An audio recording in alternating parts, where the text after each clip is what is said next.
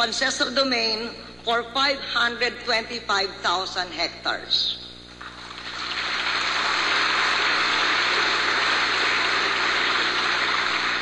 Including over 100,000 hectares for the Bugkalots in the tri-boundary of Quirino, Aurora, and Nueva Vizcaya. After the release of their Canti, Rosario Cama, Bugkalot chieftain,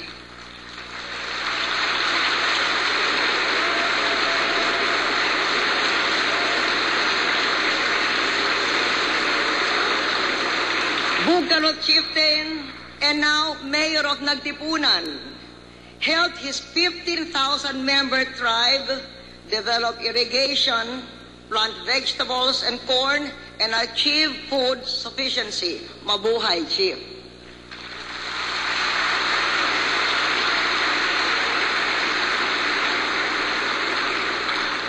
Agrarian reform should not merely subdivide misery. It must raise living standards. Ownership raises the farmer from his knees, but productivity will keep him on his feet.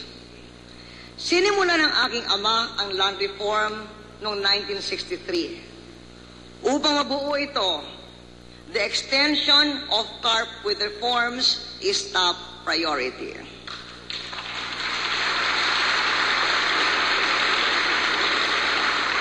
I will continue to do all I can for the rural as well as urban poor. Ayaw natin na paglaya ng tenant sa landlord, mapapasailalim naman sa usurero.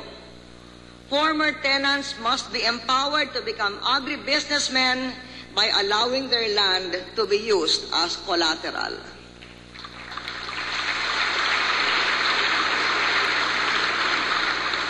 Dapat papalaya ng reforma sa lupa ang magsasaka sa pagiging alipin sa iba.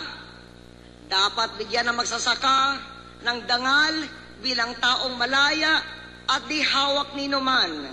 We must curb the recklessness that gives land without the means to make it productive and bites off more than beneficiaries can chew.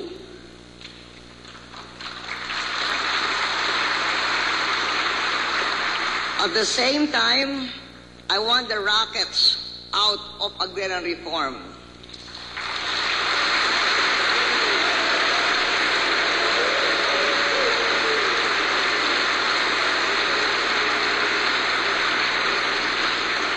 The threats to take and therefore undervalue land, the conspiracies to overvalue it.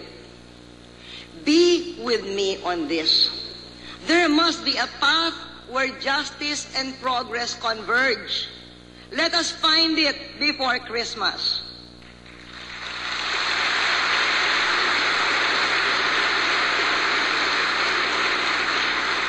Dapat nating linisin ang landas para sa mga ibig magpursigi sa pagsasaka.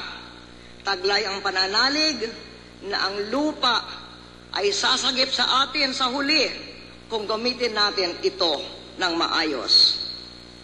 Along with massive rice production, we are cutting costs through more efficient transport. For our farm-to-market roads, we released 6 billion pesos in 2007. On our nautical highways, Ro-Ro boats carried 33 million metric tons of cargo and 31 million passengers in 2007. We have built 39 Ro-Ro ports during our administration. 12 more are slated to start within the next 2 years. In 2003, we inaugurated the Western Nautical Highway from Batangas through Mindoro, Panay, and Negros to Mindanao. This year, we launched the Central Nautical Highway from Bicol mainland through Masbate, Cebu, Bohol, and Camiguin to Mindanao mainland.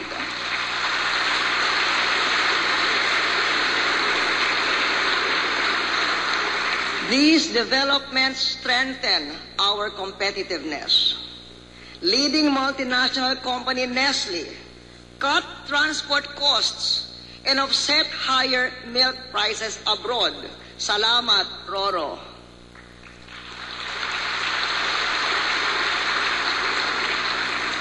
Transport costs have become so reasonable for bakeries like Gardenia.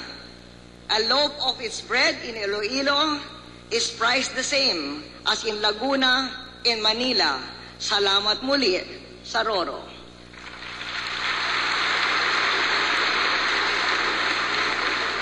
To the many LGUs who have stopped collecting fees from cargo vehicles, maraming salamat.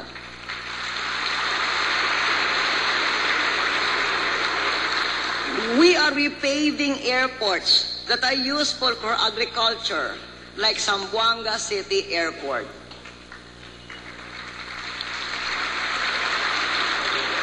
Producing rice and moving it cheaper addresses the supply side of our rice needs. On the demand side, we are boosting the people's buying power. Ginagawa nating labor-intensive ang paggawa at pag-ayos ng kalsada at patubig. Noong SONA ng 2001, naglunsad tayo sa NCR ng patrabaho para sa 20,000 na out-of-school youth na tinawag Oyster. Ngayon, mahigit 20,000 ang ini-employ ng Oyster sa buong bansa.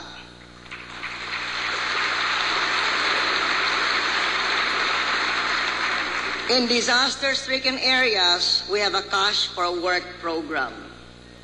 In training, 7.74 million took technical and vocational courses over the last 7 years, double the number in the previous 14 years.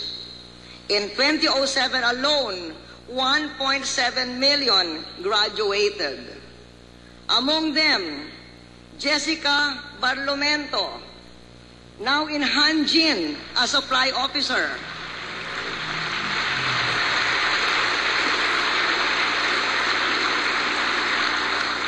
Shen Decatana,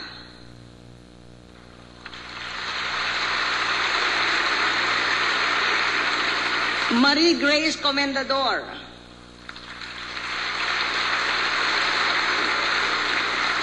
and Marilyn Tusi.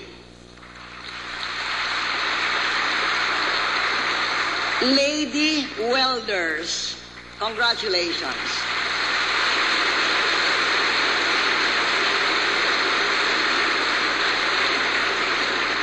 In microfinance, loans have reached 102 billion pesos, or 30 times more than the 3 billion we started with in 2001, with a 98% repayment record. Congratulations.